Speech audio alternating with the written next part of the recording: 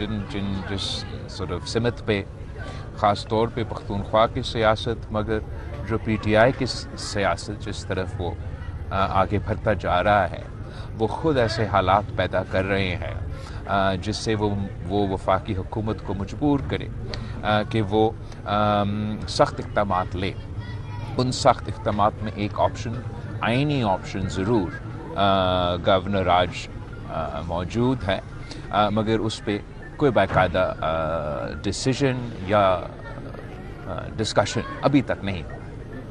Doctor Muzammil जी, फैज़ हमीद को आज 14 साल की सज़ा हुई है, ये जो होने जा रहा है आप क्या समझते हैं, इसको किस नज़र से पाकिस्तान पीपल्स पार्टी देखती है? जी, आप ये एक तारीख़ी फ़ैसला ज़रूर है और जनरल फैज़ साहब को 14 साल सज़ा आज मिला है मुख्तलिफ जराइम के मुताबिक। जहाँ तक मुझे अंदाज़ा है शायद मज़ीद तहक़ीक़ात और इन्वेस्टिगेशंस या ट्रायल्स होने हैं। मेरे सियासी ज़िंदगी में दो ऐसे लोग थे जो मैंने ख़ुद अपने आंखों से देखा है, जो अपने वक्त के फ़िरौन थे, और मैं समझता हूँ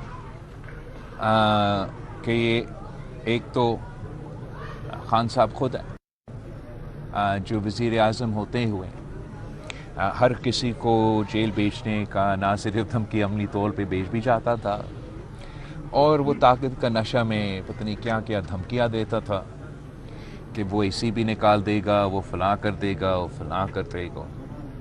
उन्होंने ये हमारी सियासत में एक बार फिर एक बुरी रवायत डाली थी कि ना सिर्फ कि जो सियासी हरीफ है, मगर उन सियासी हरीफ, उन सियासी मुखालिफ के जो घर के औरतें हैं, ख़वातीन हैं, उनको भी निशाना बनाया गया। और मरियम शरीफ साहिबा को, बरियाल ताजपुर साहिबा को जिस अंदाज में टारगेट किया गया, और फिर इसमें हमने ख़ुद अपने आँखों से देखा कि किस तरीके से उसको इसी ज़िंदगी में उन एक्शंस का ना सिर्फ जवाब देना पड़ा, बट अब वही उसी किस्म की मुश्किलात आज भुगत रहे हैं, और वो मुत्तफ़क़ अमल है कि वो आज ख़ुद जनाब जेल में है। उसके साथ साथ एक ये जनरल फैज़ साहब था जो अपने ताकत के नशे में ना किसी सियासतदान को, ना किसी मीडिया हाउस को, ना किसी हमारी सोसाइटी में इसने अपने ओहद के ख़िलाफ़ वर्जी, अपने काम के ख़िलाफ़ वर्जी करते हुए पता नहीं क्या क्या किया। और आज हम वो दिन देख रहे हैं कि उसको भी इसी ज़िंदगी में उनके जराइम का जवाब देना पड़ रहा है। मैं समझता हूँ कि ये एक बहुत तारीख़ी फ़ैसला है। अब वैसे तो मुकम्मल डिटेल्स मुझे मौका नहीं मिला ना देखने के लिए, ना इसका तफसील पे पता करने के लिए। मेरा ख़्याल में अब आगे उसके लिए भी अपील के और ऐसे फोरम्स मौजूद होंगे। अपने तौर पे तारीख़ी फ़ैसला है, और मैं समझता हूँ कि सबको तौबा भी करना चाहिए और अपना ज़िंदगी को ऐसे गुजारना चाहिए, ख़ास तौर पे वो लोग जिनको किसी न किसी वजह से अल्लाह ताला कभी आपको कोई मौका देता है, इख्तियार देता है, ज़िम्मेदारी देता है, तो उस ज़िम्मेदारी को आपको सही अंदाज में उस पर अमल दरामद करना चाहिए। सर, इससे जुड़ा हुआ एक सवाल है, माजी में लेफ्टिनेंट जनरल शुजा पाशा और ज़हीरुल इस्लाम पर भी इसी तरह के इल्ज़ामात थे कि वो पॉलिटिकल इंजीनियरिंग करते हैं, सियासी सरगर्मियों में मुलव्वस हैं। आप समझते हैं कि उनको भी इस तरह का उनका भी ट्रायल होना चाहिए? मेरे ख्याल में उनमें से एक के ख़िलाफ़ तो ट्रायल हुआ था और सज़ा एक्सेट्रा भी हुआ था, दूसरा के ख़िलाफ़ अभी तक नहीं हुआ। मैं किसी इंडिविजुअल के बारे में या किसी स्पेसिफिक केस के बारे में तबसरा नहीं करना चाहूँगा, मगर मैं समझता हूँ कि आज का फ़ैसला तारीख़ी है और वो ज़रूर ऐसे रास्ते खोलेंगे। एक तो एक वाज़ेह पैगाम भेजें कि जिस किस्म की मुदाखलत, जिस किस्म की गैर ज़िम्मेदाराना काम जनरल फैज़ साहब कर रहे थे, उम्मीद ये है इस फ़ैसले से, और अगर इस फ़ैसले से पे अमल दरामद होता है कि आगे जाके एक ऐसा पैगाम होगा कि इस किस्म के गलतियाँ मज़ीद ना किया जाए। सर एक छोटा सा एक मिनट सर, 27वीं तरमीम में NF की वार्ड को आप शिकायत हुआ है निकलवाई है, اب دوبارہ بازگشت ہو رہی ہے کہ 28ویں ترمیم آ رہی ہے اور 28ویں ترمیم میں نئے صوبے اور یہ NFC ایوارڈ کو دوبارہ کہا جا رہا کہ آ رہے ہیں. اگر یہ 28ویں ترمیم آتی ہے اور دونوں چیزیں آتی ہیں کیا آپ حمایت کریں گے؟ جہاں تک 27th امینڈمنٹ کی بات ہے، پاکستان پیپلز پارٹی سمجھتی ہیں کہ اس میں ہمارے لیے تو سب سے بڑا کامیابی یہ تھا کہ ہم نے جو چارٹر آف ڈیموکریسی میں وعدہ کیا تھا شہید محترمہ بینظیر بھٹو اور نواز شریف صاحب کی دستخط کے مطابق کہ ہم آئینی عدالت بنائیں گے، وہ آئینی عدالت بھی ہم نے بنایا. اس آئینی عدالت کو تمام صوبے کے برابر کا نمائندگی جو پاکستان پیپلز پارٹی کی بہت ہی پرانی مطالبہ تھا، اس کو بھی یقینی طور پہ عملی طور پہ ہم نے 27ویں ترمیم کے مطابق یہ آئینی عدالت کو تمام صوبوں کو برابری کا نمائندگی. اور یہ بھی ایک فخر کی بات ہے کہ جب سے سب سے پہلے جو اس آئینی عدالت کا سربراہ ہے، جو کانسٹیٹیوشنل کورٹ کا چیف جسٹس ہے، جنوبی پنجاب سے تعلق رکھتا ہے. دوسرا، پاکستان پیپلز پارٹی کے لیے جو ہم سمجھتے ہیں سیاسی طور پہ ہمارے منشور کی جیت ہے، ہمارا نظریہ کی جیت ہے، وہ یہ کہ جو وفاقی حکومت کی تجویز تھا یا ڈیزائر تھا کہ NFC ایوارڈ کے جو ہم نے تمام صوبوں کو تحفظ دلوائے تھا 18ویں ترمیم کو، اور وہ اس کو ہٹانا چاہتے تھے، وہ ہم نے روکا. وہ پاکستان پیپلز پارٹی کی بہت بڑا کامیابی ہے.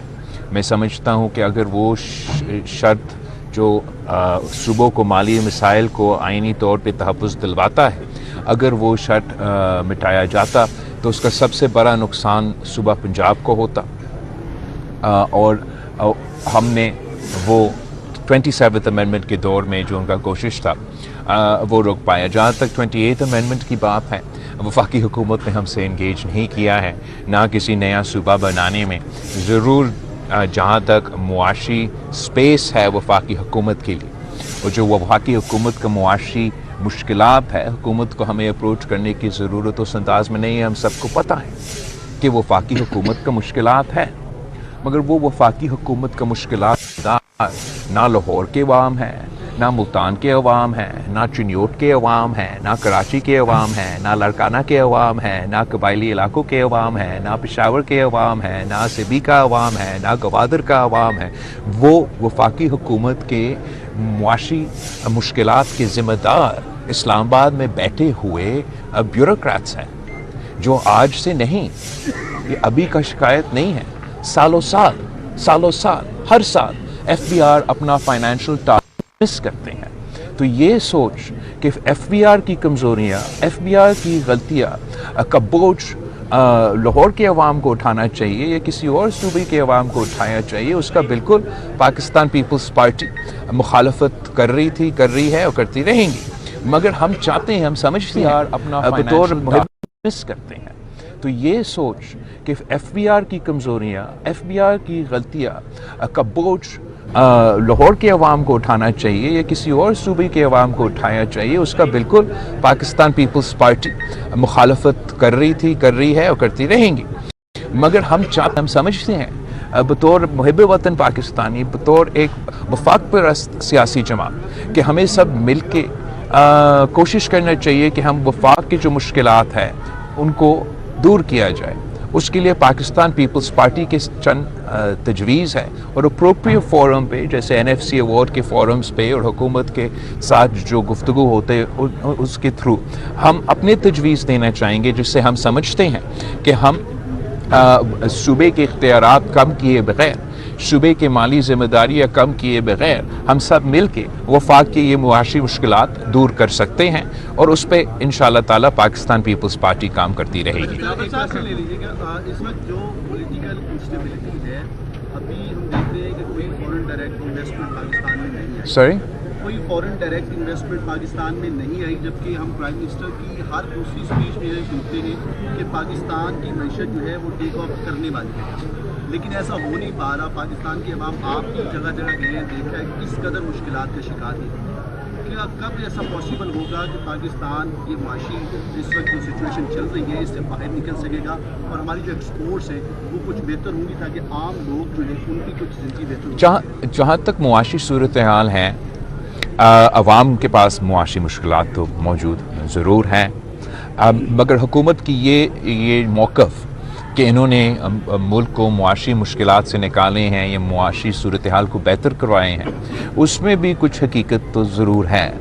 جب پی ڈی ایم نے حکومت سنبھالا تو اس وقت ملک جو ہے وہ ڈیفالٹ ہوتا جا رہا تھا، اور جو معاشی مشکلات تب تھے، جو مہنگائی کا طوفان تب تھا، جو بے روزگاری کے مشکلات تب تھے، وہ تو عروج پہ تھے۔ اور آپ کو ہم سب کو یہ ماننا پڑے گا کہ شہباز شریف صاحب نے اور ان کی ٹیم نے معاشی پوزیشن سے ان مشکلات سے ہمیں نکالے۔ اب جہاں تک فورن ڈائریکٹ انویسٹمنٹ کی سوال ہے، میں سمجھتا ہوں کہ یہ تو بالکل حقیقت نہیں ہے یہ کہنا کہ کوئی فورن ڈائریکٹ انویسٹمنٹ نہیں ہو رہا۔ کچھ فورن ڈائریکٹ انویسٹمنٹ ضرور ہو رہا ہے، شاید حکومت مزید چاہتا ہے۔ میں سمجھتا ہوں کہ فورن ڈائریکٹ انویسٹمنٹ کے ساتھ ساتھ یا فورن ڈائریکٹ انویسٹمنٹ سے زیادہ ایکسپورٹس پہ فوکس کرنا چاہیے، اور پاکستان کو اپنا ان سیکٹرز کو سپورٹ کرنا چاہیے جس سے ہم اپنے ایکسپورٹس میں اضافہ کر سکیں۔ پاکستان پیپلز پارٹی سمجھتی ہے کہ جو سپورٹ وفاقی حکومت، صوبائی حکومت مثلاً زرعی شعبے کو دے سکتے، وہ اس وقت اتنا نہیں دے رہے جتنا ہمیں دینا چاہیے۔ ہم نے صوبہ سندھ میں اپنے جو چھوٹے کسان ہیں جن کے پاس 1 سے لے کے 25 ایکڑ تک کے جو کسان ہیں، ان کو ہم نے سپورٹ کرنے کی کوشش کی۔ صوبائی حکومت کے ذریعے ان کو ہم ڈی اے پی سپورٹ مہیا کر رہے ہیں، یوریا سپورٹ مہیا کر رہے ہیں، تاکہ زرعی شعبے میں ترقی ہو۔ زرعی شعبے میں ترقی ہوں گی تو ہم نہ صرف اپنے ملک کی جو ضروریات پورا کر سکتے ہیں، مگر ایکسپورٹ کی صورت میں ملک کی معیشت کو فائدہ دلوا سکتے ہیں۔ ویسے ہی مختلف شعبے ہیں جس سے وفاقی حکومت اور صوبائی حکومت مزید سپورٹ دلوا سکتے ہیں۔ Thank you very much. Thank you every body.